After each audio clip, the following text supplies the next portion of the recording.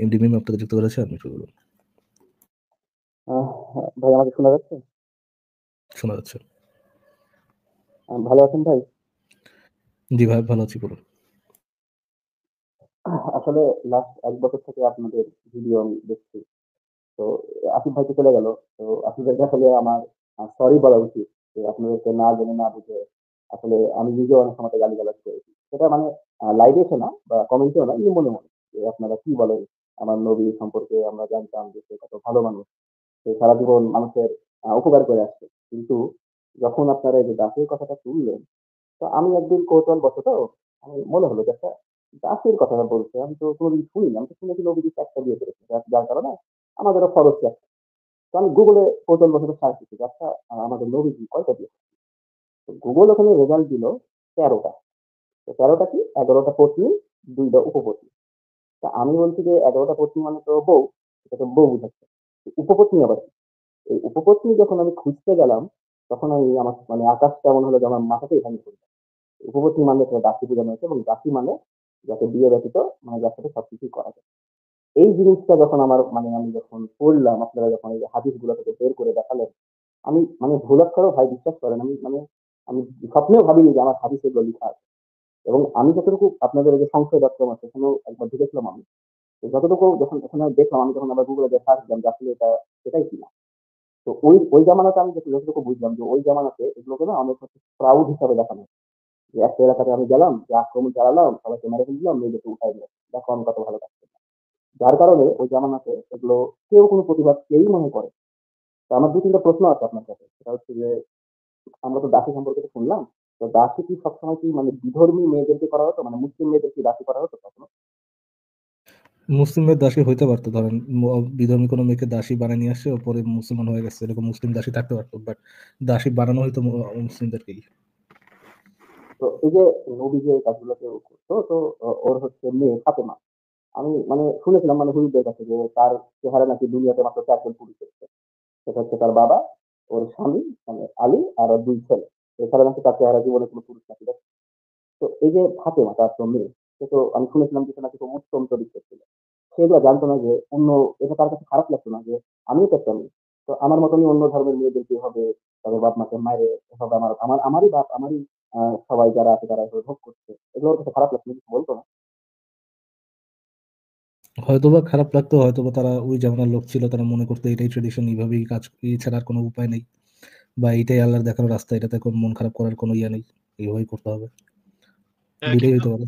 কিন্তু ফারাজ ভাই এখানে আরেকটা বিষয় আছে যে আ আ ফাতেমা জীবিত থাকা অবস্থাতে কিন্তু আলী একটা বাচ্চা মেয়েকে মানে যুদ্ধবন্দী হিসেবে পাওয়া একটা আ খুবই কম বয়সী বাচ্চা মেয়েটাকে রেপ করছিল।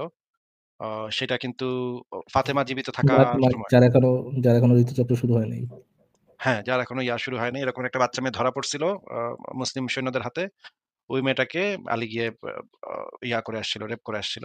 সেটা আমি একটু দেখাই তাহলে। আ আপনার ইয়াটা একটু সরায় দেই। আমি সেটা একটু দেখাই।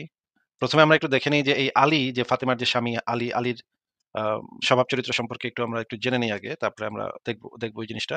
এটা দেখেন আল বিদায়া ওয়ান নিহায়া গ্রন্থ থেকে দেখাচ্ছি। আ এখানে যে জিনিসটা বলা আছে, আলীর বেশ কিছু উম্মে ওয়ালাদ ছিল। তাদের থেকে অনেক সন্তান জন্মগ্রহণ করে। কেননা তিনি ৪ স্ত্রী ও ১৯ উম্মে ওয়ালাদ রেখে মৃত্যুবরণ করেন। এসব উম্মে ওয়ালাদদের এমন অনেক সন্তান আছে যাদের মায়ের সঠিক পরিচয় জানা যায়নি। যেমন উম্মে হানি, মাইমুনা, জয়নব, রামালা, উম্মে কুলসুম, ফাতেমা, খাদিজা ব্লা, ব্লা, ব্লা। আ আলীর সর্বমোট সন্তানদের মধ্যে পুরুষ ১৪ জন এবং মহিলা ১৭ জন। মানে অসংখ্য দাসী-টাসী ছিল। ৪ টা বউ তো ছিলই। মানে ফাতেমা মারা যাওয়ার পরে ৪ টা বউ ছিল এবং ১৯ টা উম্মে ওয়ালাদ ছিল। আ মানে এদের প্রত্যেকের পেটে থেকে বাচ্চা হইছে। এই যে দেখেন উম্মে ওয়ালাদের অর্থ লেখা আছে। মালিকের ঔরসে সন্তান বা সন্ততি জন্ম দিয়েছে। ইবনে সাদের মতে ১৯ জন। আচ্ছা এবার আমরা দেখি যে এই নাবালিকা যে ধর্ষণ করছিল আলী, সেটার রেফারেন্সটা একটু দেখে ঘটনা নেই। এইটা দেখেন এটা খুবই ভয়ংকর আ ব্যাপার যে আ একটা নাবালিকা ধর্ষণ করছে। একটা নাবালিকাকে। বুখারী শরীফ তাওহীদ পাবলিকেশনস ৪৩৫০ নম্বর হাদিসে বাংলা অনুবাদে একটু চোরামি করা হইছে দেখেন। বাংলা অনুবাদে যে জিনিসটা লেখা আছে যে নবী সাল্লাল্লাহু আলাইহি সাল্লাম আলীকে খুমুস নিয়ে আসার জন্য খালিদের কাছে পাঠালেন। রাবী বললেন, "আমি আলীর প্রতি অসন্তুষ্ট হলাম আর তিনি গোসলও করেছেন।" তো এই পর্যন্ত পইড়া আমরা হাদিস থেকে কিছুই বুঝতে পারলাম না যে আ আলীরে পাঠাইলো খুমুস নিয়ে আসার জন্য। আর ওই বেড়ায় আলীর উপরে অসন্তুষ্ট হইল। এটাও মুহাম্মদের এক সাহাবী বুরাইদা। সে আলীর উপরে অসন্তুষ্ট হইল এবং বলতেছে আলী নাকি গোসল করছে। আচ্ছা গোসল করলে আ বেড়ায় চেতলো কেন? এটা কি পানি কম ছিল তাদের? মানে কম পানি ছিল সে গিয়া পানিটা খরচ করে ফেলাইছে। ওদের পানি কি খরচ করে ফেলাইছে এরকম কি কিছু? তো নইলে গোসল করলে সে চেতার কারণটা কি? এটা তো বোঝা যাচ্ছে না।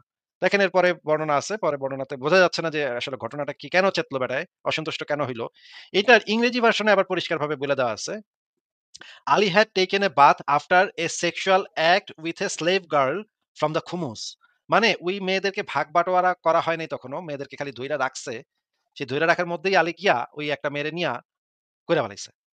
এই কামটা করার পরে যখন গোসল করছে, সেই গোসল করার পরে ওই বেটায় মানে আরেক সাহাবী আলীর উপরে চেতছে কারণ এই মানে গনিমতের মাল ভাগ বাটোয়ারা হওয়ার আগেই আলী একটা মাইয়ারে পছন্দ করে নিয়া খাটে তুলা ফেলাইছে। এটা দেইখা আরেক সাহাবী চেতছে যে, "তোমার এখনো তো ডিস্ট্রিবিউশন হয়নি। তুমি আগে করলা কেন?" এই ছিল কাহিনী। এখন এই কাহিনীটা আমরা যদি আ ইসে থেকে পড়ি দেখেন, এটার যে ব্যাখ্যা গ্রন্থ, ব্যাখ্যা থেকে আমরা যদি পড়ি যে একজন যৌন যুদ্ধবন্দিনীর সাথে যৌন সঙ্গমের পরে গোসল করছিল আলী। তো এটা আল বিদায়া ওয়ান নিহায়া গ্রন্থে যে জিনিসটা বলা আছে দেখেন, আ নবী করিম আমাদের আলীর কাছে আলীকে পাঠালেন বন্দীদের মধ্যে সেরা বন্দিনী এক তরুণী ছিল। সেরা সুন্দরী সে, সেরা বন্দিনী, হ্যাঁ? বর্ণনাকারী মানে এই এত সুন্দরী মাইয়া দেইখা আলীর আর মাথা ঠিক ছিল না, হ্যাঁ? আলী ওই বাঘের আগেই করে কচি ফেলাইছে। জিনিসটাই আলাদা। বুঝছি। দেখেন এখানে বলা, বর্ণনাকারী বলেন আমি আলী খুমুস বুঝে নিলেন এবং ভাগ বাটোয়ারা করলেন। মানে আলী ভাগ করে ফেলেছে। আলীর কিন্তু ভাগ করার এখতিয়ার নাই। ভাগ করার এখতিয়ার শুধুমাত্র খলিফার। মানে সেই সময় ছিল মুহাম্মদের। আলী ভাগ বাটোয়ারা করলেন এবং সকালে যখন বের হলেন তখন তার মাথা থেকে পানির ফোঁটা গড়িয়ে পড়ছিল। আমরা বললাম, "আবুল হাসান" মানে হাসানের বাপ, "এ কি ব্যাপার?" তিনি বললেন, "তোমরা কি বন্দিনীর মাঝে সে কিশোরীটিকে দেখোনি? বাটোয়ারা খুমুস উসুল করলে আমি সেটা খুমুসের অন্তর্ভুক্ত করি। পরবর্তী বন্টনে সেটি নবী পরিবারের অংশে পড়ে এবং সে সূত্রে তা আমার ভাগে পড়ে এবং রাতে আমি তাকে ব্যবহার করি।" মানে সে আবার এটা এক্সপ্লেইন করতেছে যে, "ওইটা তো নবীর ভাগে পড়ছে। আর নবীর ভাগ মানে তো আমি তো নবীর জামাতা। এজন্য আমি এটা নিয়ে নিছি।" হ্যাঁ? নবীর ভাগের থেকে আমি জামাইকে তো বলে সৃষ্টি করে। হ্যাঁ, আ নবীর ভাগের থেকে এটা আমি খাইয়ে দিছি এটা সে বলতেছে। আবার ব্যাখ্যা করতেছে যে কেন সে ওই মেয়েটার সাথে এটা করছে। কচি জিনিসটাই আলাদা। তারপরে রাতে আমি তাকে ব্যবহার করি। হ্যাঁ? এইটা নিয়ে গ্যাঞ্জাম। হ্যাঁ? এটা নিয়ে গ্যাঞ্জাম বাধছে যে এক সাহাবী চিতে গেছে আলীর উপরে। এখন গনিমতের এইখানে দেখেন এরপরে আমরা এই হাদিসের ব্যাখ্যা গ্রন্থ যদি পড়ি এটা হচ্ছে সহজ আমুল বারী শরহে বুখারী মাগাজি ও তাফসীর অংশ অনুবাদ ও সম্পাদনা মাওলানা মোহাম্মদ আলমগীর হুসাইন মাতবায়ে এমদাদিয়া প্রকাশনী পৃষ্ঠা ২২৭-২২৮ এ যেটা বলা আছে এখানে আমরা এই যে আলী ও খালিদকে ইয়ামেনে প্রেরণ এখানে দেখেন এখানে যে জিনিসটা বলা আছে যে আলী গোসল করলে তা আমি তার প্রতি বিদ্বেষ ভাব পোষণ করতে লাগলাম। হযরত বুরায়দা হযরত আলীকে খুমুস থেকে এক বাদী নিজের জন্য নির্বাচন করত। তার সাথে সহবাস করেছে জেনে তার প্রতি অত্যন্ত রুষ্ট ও অন্তরে বিদ্বেষ ভাব পোষণ করতে লাগলেন। কারণ তিনি এটাকে আত্মসাৎ মনে করেন যা শরঈ দলিল দ্বারা নিষিদ্ধ। এখন এই বেটা বলতেছে যে আলী তো এটা আত্মসাৎ করছে। আর এখন তো ভাগ হয়নি। ভাগের আগে সে খাইল কেন? এইটা নিয়ে সে অসন্তুষ্ট। কারণ এটা শরীয়তে নিষিদ্ধ। এখন এটার আবার ব্যাখ্যা দিচ্ছে ইমাম আল্লামা খাত্তাবী এটার আবার ব্যাখ্যা দিচ্ছে। দেখেন বলতেছে গর্ভমুক্ততা যাচাই ব্যতি রেখে বাদীর সাথে সহবাস কিভাবে বৈধ হলো? বাদীকে নিজের জন্য নির্বাচন করা কিভাবে বৈধ হলো? এ প্রথম প্রশ্নের জবাব হতে পারে। ১ বাদীটি তো নাবালিগা ছিল বিধায় গর্ভমুক্ততা যাচাইয়ের প্রয়োজন হয়নি। মানে ইদ্যত পালনের দরকার নাই। মেয়ে ওই কিশোরী মেয়েটা তো বাচ্চা ছিল। মেয়েটার তো এখনো পিরিয়ডই শুরু হয় নাই। এই কারণে তার আর পেটে বাচ্চা আছে নাকি দেখার ইদ্যতের কোনো প্রয়োজন ছিল না। এই ব্যাখ্যা গ্রন্থে আবার এই জিনিসটা বইলা দিতেছে যে এটা তো বাচ্চা মেয়ে ছিল। এইজন্য এইটা আলীর জন্য আলী করছে অসুবিধা নাই। আলী করতেই পারে। মানে একদম পাগল হয়ে হতভম্ব গেল। হয়ে যেতে হয় ভাই। হতভম্ব হয়ে যেতে হয় এইসব পড়লে। ভাই এগুলি কি ভাই? একটা বাচ্চা মেয়ে ধরা পড়ছে। বাচ্চা মেয়েরে দেইখা সুন্দরী বাচ্চা মেয়ে দেইখা আলীর নাকি মাথা ঠিক ছিল না। সে কইরা ফেলাইছে। তো ও সরি, তো সরি আসিফ এগুলো ভাই। তো এগুলো হচ্ছে একটা জিনিস ফাতেমা শোনাই আসিফ জানতো। ভাই একটু একটা জিনিস শোনাই আসিফ ভাই একটু শোনেন। কচি কচি মুখ বড় যে সরল, আরেকটা লাইন বাকি আছে। কচি কলা পাতা খায় যেন। তোমার কোনো সঙ্গ নেই। ছি ভাই ছি। এরা কি রে ভাই? এগুলো কি একটা বাচ্চা মেয়ে কুমার দেইখা শানুর গান, কুমার শানুর গান ভাই। আমি বানাই নাই। এটা অনলাইনে আমি বানাচ্ছি নাই। কণ্ঠ শুনে বুঝতে পারছি যে কুমার শানুর গান হবে। ভাই আমি না একদম এগুলা পড়লে একদম মানে আমার গা রিরি করে। এগুলো কি ভাই একটা বাচ্চা মেয়ে, তুই তো বাচ্চারই তো ছাড়। মানে তুই রেপ করবি তুই বাচ্চারই তো ছাড়।